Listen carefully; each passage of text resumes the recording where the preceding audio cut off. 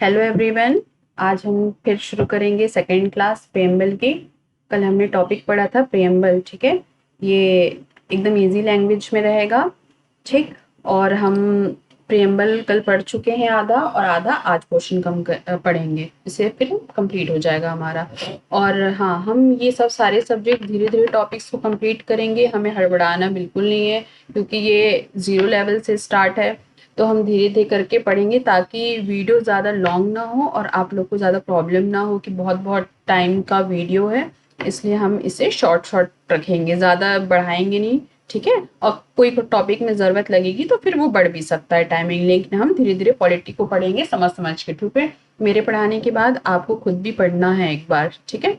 तो उससे ये हो जाएगा। कल हम और टेलीग्राम चैनल में पीडीएफ आपको मिल जाएंगे, ठीक है।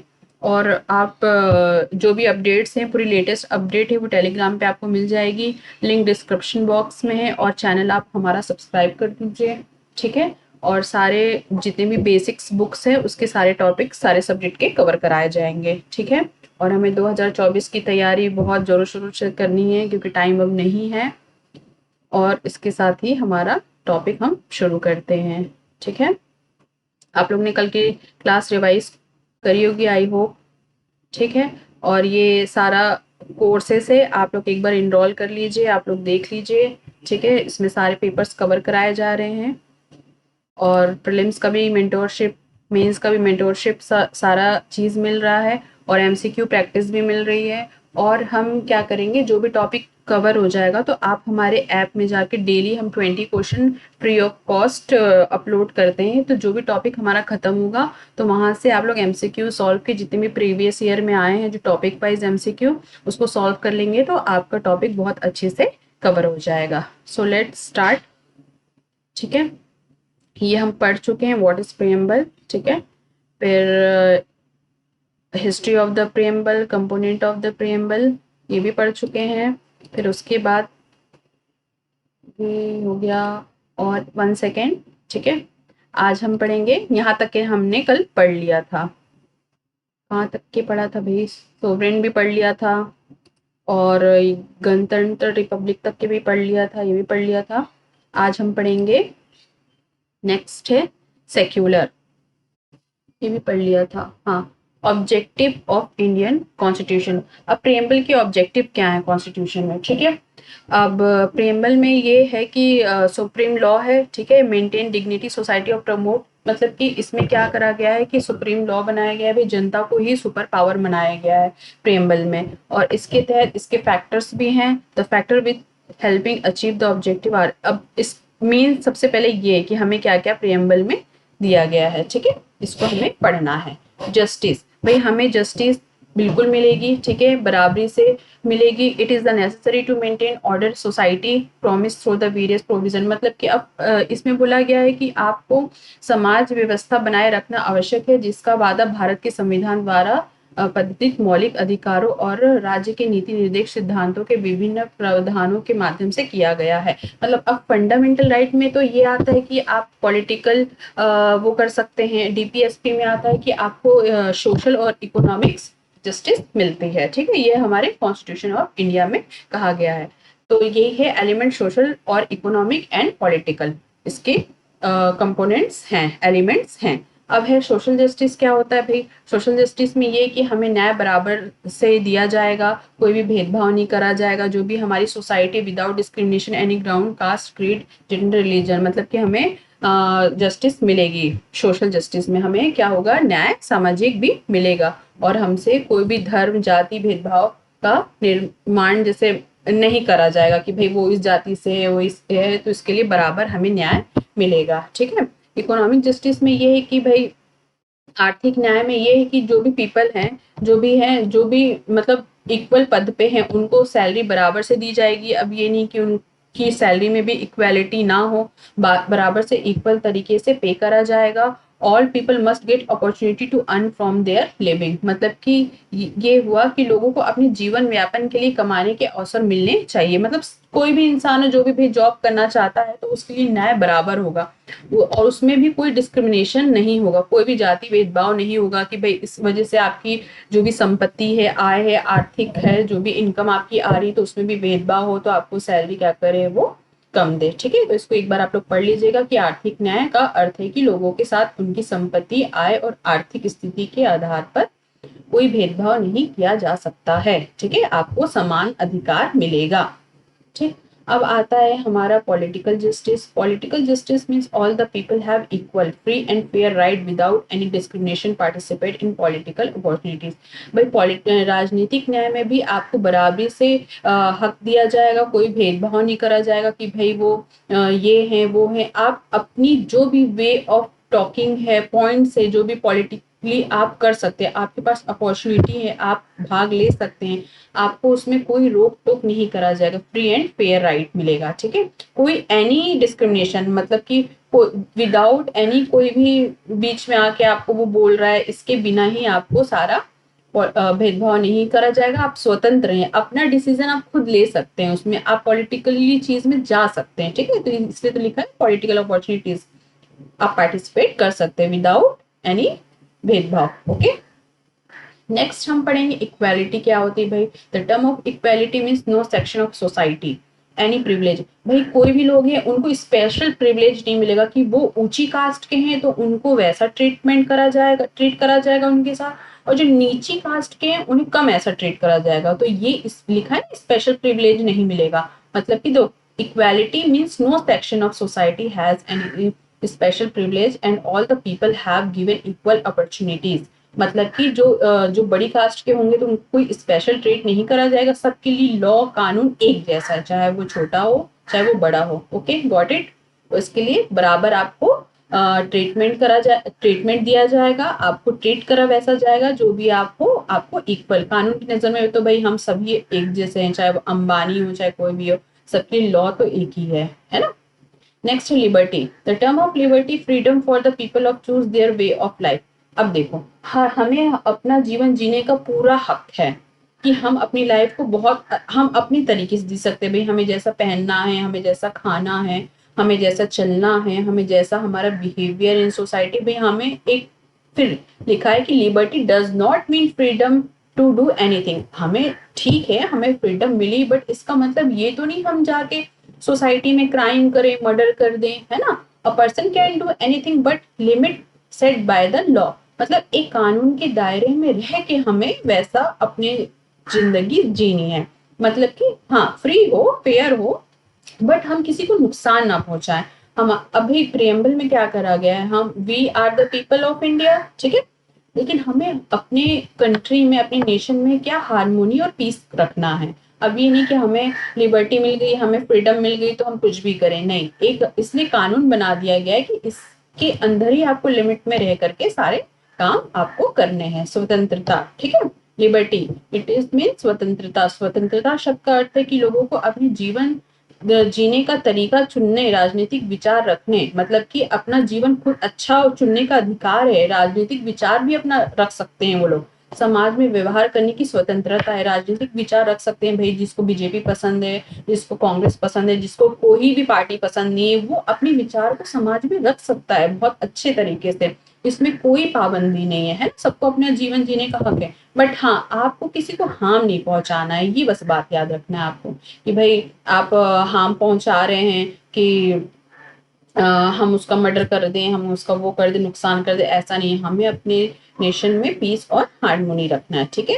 फिर नेक्स्ट आता है फर्टिनिटी। नेक्स्ट आता है हमारा फर्टिनिटी। फर्टिनिटी मीन्स होता है भाईचारा, ब्रदरहुड, ठीक है। The term fraternity means feeling of brotherhood, मतलब एक ब्रदरहुड टाइप की, मतलब एक भावना टाइप की, भाईचारे की फीलिंग होनी चाहिए एंड इमोशनल अटैचमेंट होना चाहिए अपनी कंट्री एंड पीपल के साथ। अगर हम ये बनाए रखेंगे तो इससे क्या होगा, इससे डिग्निटी और यूनिटी मेंटेन रहेगी नेशन में, ठीक है। तो इससे क्या है, एकता को बढ़ावा मिलता है कि हम अपने कंट्री में पीस और हारमोनी के साथ काम करें, है ना। अब और अपनी फीलिंग ऐसी रहे कि भाई सबके अंदर फीलिंग ऐसी रहे कि हमें मतलब पीस होके काम करना है, मतलब एक बोलते हैं ना, एक तरह सा फीलिंग ऐसी होना चाहिए, भाईचारे जैसा होना चाहिए, ठीक है। इसलिए इसका लिखा है बंधुत्व। बंधुत्व शब्द का अर्थ है भाईचारे की भावना और देश और सभी लोगों के साथ भावनात्मक लगाव होना चाहिए। अपने देश के साथ, सभी लोगों के साथ, देश के साथ जितने भी लोग हैं उनके साथ भी वैसे ही हमें ट्रीट करना चाहिए। बंधुत्व राष्ट्र में गरिमा और एकता को बढ़ावा देने में मदद करता है, ठीक है। अगर हम ऐसा फीलिंग रखेंगे, इमोशनली अटैचमेंट रखेंगे, तो हम काम भी बहुत अच्छा कर पाएंगे, और इससे क्या होगा, हमारी यूनिटी भी अच्छी बनी रहेगी और हम आगे अपनी चीजों को एक्सप्रेस भी कर पाएंगे। ओके, फिर नेक्स्ट हमारा आता है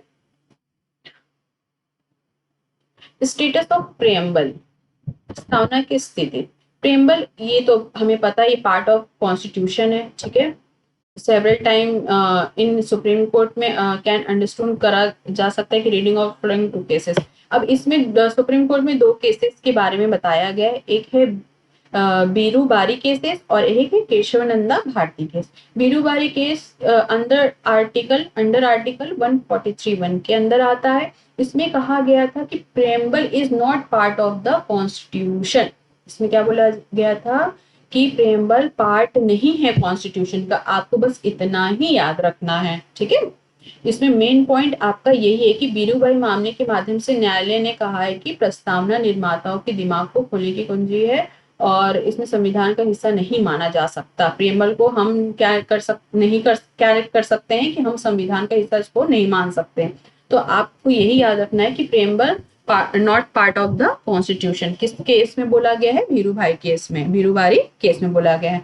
नेक्स्ट आपका है केशवानंद भारती केस। इस केस में क्या बोला गया है कि preamble part of the constitution है। प्रस्तावना प्रतिबंध का निषेध है, सर्वोच्च शक्ति का यह स्रोत नहीं, लेकिन संविधान के कानूनों और प्रावधानों की व्याख्या महत्वपूर्ण भूमिकाएं निभाती हैं।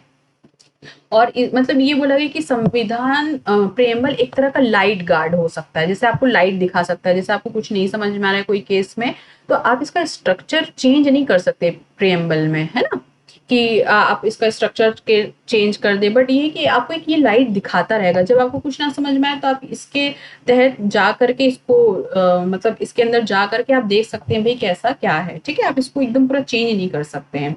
और हाँ, कल मैंने आपको बताया था प्रेम्बल को कब कब अडॉप्ट करा गया था, आपको याद है? हमने प्रेम्बल को अडॉप्ट करा था 22 जनवरी 1947, ठीक है। ये प्रीलिम्स में क्वेश्चन आ चुका है, ठीक है।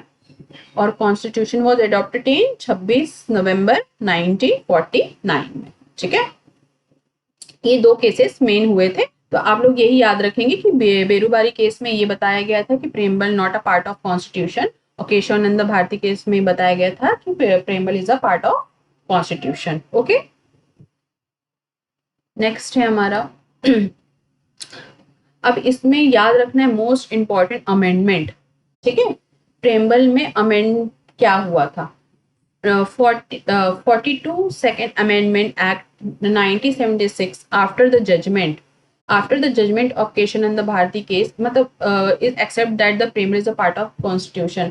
मतलब 42 अमेंडमेंट एक्ट 1947 में ये हुआ था कि जो केशवानंद भारती केस का जजमेंट के बाद ये बोला गया था कि प्रेम्बल क्या है, पार्ट ऑफ द कॉन्स्टिट्यूशन है, ठीक है। अब लिखा है as a part of constitution preamble can be amended under article 368 of constitution, but basic structure of preamble can not be amended. अभी मैंने आपको बताया कि ये प्रेम्बल अमेंड किसके अंडर आर्टिकल करे हैं? 368 के अंदर, ठीक है, इन कॉन्स्टिट्यूशन। बट इसको हम गाइड की तरह हम ये इसको क्या कर सकते हैं, अमेंड कर, मतलब हम इसको जाके चेक कर सकते हैं जो हमें चीजें नहीं समझ में आ रही। But basic structure of the preamble can not be amended. इसके बेसिक स्ट्रक्चर है जो हमारे कॉन्स्टिट्यूशन के, उसको क्या है, हम अमेंडमेंट नहीं कर सकते हैं, ठीक है। As the preamble is only amended once through the, कब एक बार अमेंड हुआ था हमारा प्रेम्बल? 42 अमेंडमेंट एक्ट 1976 में कौन सी टर्म, तीन चीजें जुड़ी हुई थी, ठीक है। जब ये अमेंडमेंट हुआ था 42 अमेंडमेंट एक्ट 1976 में, तो इसमें तीन टर्म जोड़ा गया था, ठीक है, अमेंड करा गया था। तो ये टर्म आपको याद रखना है, socialist, secular and integrity were added to the preamble through लिखा है ना किसके थ्रू ऐड किया गया था प्रेम्बल में, 42 अमेंडमेंट एक्ट 1976। ठीक है, तो ये सेम ऐसे ये हिंदी में लिखा है, एक बार आप लोग जाके पढ़ लीजिएगा इसको। ठीक है, तो ये बोला गया है। अब आपके पास अगर क्वेश्चन आ जाएगा कि 72 अमेंडमेंट एक्ट 1976 में कौन से 3 टर्म्स को ऐड करा गया था, तो आप यही बोलेंगे, सोशलिस्ट, सेक्युलर एंड इंटीग्रिटी। यही हिंदी में यहाँ पे लिखा है कि प्रस्तावना में समाजवादी, धर्मनिरपेक्ष और अखंडता शब्द जोड़े गए थे। किसके तहत? 42 सेकेंड अमेंडमेंट एक्ट 1976 के तहत। ओके, क्लियर है? Is that clear?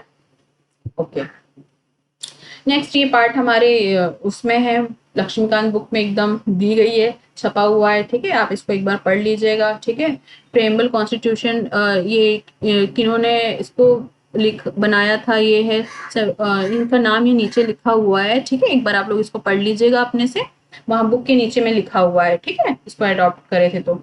अब ये है कि अब प्रेम्बल को भी पूछेगा तो क्या है भाई, द कॉन्स्टिट्यूशन ऑफ इंडिया है प्रेम्बल। ठीक है, we the people of India, इसमें है कि हमें पीपल को सबसे पहला इंपॉर्टेंस दिया गया है कि भाई हर इंसान को अधिकार है कि वो अपनी जिंदगी अच्छे से जी सकता है, फ्रीडम उसको है, वो पॉलिटिकल चीज में उसको अपॉर्चुनिटी है, उसके साथ कोई डिस्क्रिमिनेशन नहीं होगा। ठीक है, इकोनॉमिकली अगर है तो उसके साथ न्याय बराबर से होगा, जो उसकी आय है बराबर वही दी जाएगी, उसमें इक्वल डिस्ट्रीब्यूशन नहीं, मतलब उसमें डिस्क्रिमिनेशन नहीं होगा, इक्वली तरीके से आपको पैसा बराबर दिया जाएगा। ठीक है, अब भाई जो अंबानी है तो उसके लिए भी वही कानून है, अगर वो क्राइम करते हैं, अगर हम आम इंसान हैं, हम भिखारी हैं, जैसे भी है हम हैं, तो हम भी अगर क्राइम करते हैं, सबके लिए न्याय क्या है, बराबर है, उसमें भी कोई डिस्क्रिमिनेशन नहीं करा गया है। और जो भी कोई स्पेशल कास्ट है या वो है तो उसको हम स्पेशल प्रिविलेज नहीं दिया गया है कि भाई वो अपर कास्ट है तो उनको स्पेशल ट्रीटमेंट मिलना चाहिए,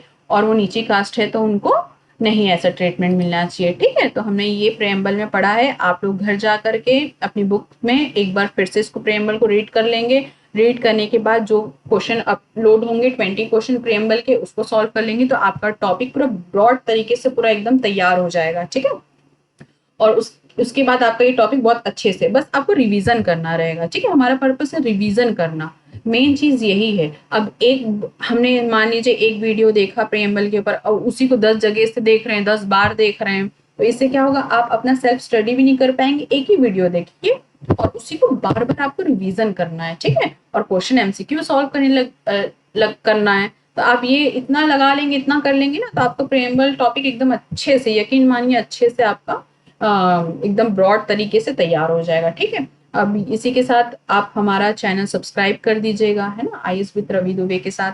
ठीक, और हमारे आप कोर्सेज तो देखिए बता ही दिए गए हैं आपको, है ना, कि आपको क्या क्या करना है, बोथ लैंग्वेज में रहेगा। हम आपको पूरी मेंस की तैयारी भी करा रहे हैं, प्रीलिम्स की भी करा रहे हैं, plus C SAT. Main issue C SAT का ज्यादा हो रहा है, बच्चों का फोन भी आ रहा है, सर सी सैट को कैसे तैयार करें। तो आप सी सैट को ऐसा तैयार कर सकते हैं, देखिए 2023 का आपने प्रीलिम्स का पेपर देखा ही है, किस हिसाब का पेपर वो आया था। ठीक है, वो तो बहुत अलग ही तरीके लेवल का मैथ्स उसमें पूछा था। तो अब तो और डर गया इंसान, है ना, सी सैट को लेके, मतलब और हमें तैयारियां बहुत इससे करनी पड़ेगी। और बाकी के सारे जितने ऑप्शंस भी आए थे तो इस बार एकदम ही यूपीएससी का पैटर्न चेंज था। तो उस हिसाब से सर ने इस कोर्स को डिजाइन करके बनाया है कि अब हमें उस डायरेक्शन में तैयारी करना है। अगर उतना टफ लेवल आएगा तो हम इस हिसाब से तैयारी अगर हम कर लेंगे टफ लेवल के हिसाब से तो इजी आएगा, तो हम तो ऑलवेज सॉल्व कर लेंगे, है। हम तो तैयारी टफ लेवल से कर रहे हैं ना। अगर उससे नीचे आएगा फिर पैटर्न चेंज, अगर इजी लेवल में हो जाएगा फिर तो हम तो और अच्छा हो जाएगा। हम हमारी तैयारी तो भाई टफ लेवल के हिसाब से हुई है तो हम और अच्छे से कर लेंगे। तो इसलिए आपको जीएस के ऑल चारों पेपर मिल रहे हैं, प्लस आंसर राइटिंग की क्लासेस आपको मिलेगी, है ना। यूनिट वाइज कंप्लीट पूरा कोर्स होगा, जितने भी मेंस के टॉपिक है वो सारे से कंप्लीट कराए जाएंगे। मेंटोरशिप भी मिल रही है, प्रीलिम जिसका बार बार नहीं निकल रहा है उसके लिए भी सर ने बहुत अच्छे से गाइडलाइंस बनाई हैं। तो आप जरूर एक बार इनरोल करके देखिए, है ना। अगर आपको ना विश्वास, ट्रस्ट करिए, अगर आपको नहीं अच्छा लगेगा तो फिर आप खुद कमेंट्स करिएगा कि सर ने कोर्सेस कैसे करा हुआ है। ठीक है, तो एक बार आप देखिए। ठीक है, ओके, फिर देन हम लोग मिलते हैं। इसी के साथ साथ हम ऐसा रखेंगे ना कि हफ्ते में 4 डेज पॉलिटी होगी की क्लासेस, 3-4 डेज इन्वायरमेंट की होगी। हम 2 सब्जेक्ट लेके चलेंगे, तो इससे क्या है हमारे ब्रॉड सब्जेक्ट तैयार होते जाएंगे। ठीक है, तो अब हमारी क्लास रेगुलर आएगी। ठीक, और आपको बस रिवीजन करते रहना है। वीडियो को देख के रिवीजन कर लिए, एक बार पढ़ लिया तो आपका टॉपिक बहुत हद तक के आपका कवर हो जाएगा। Okay, bye, take care.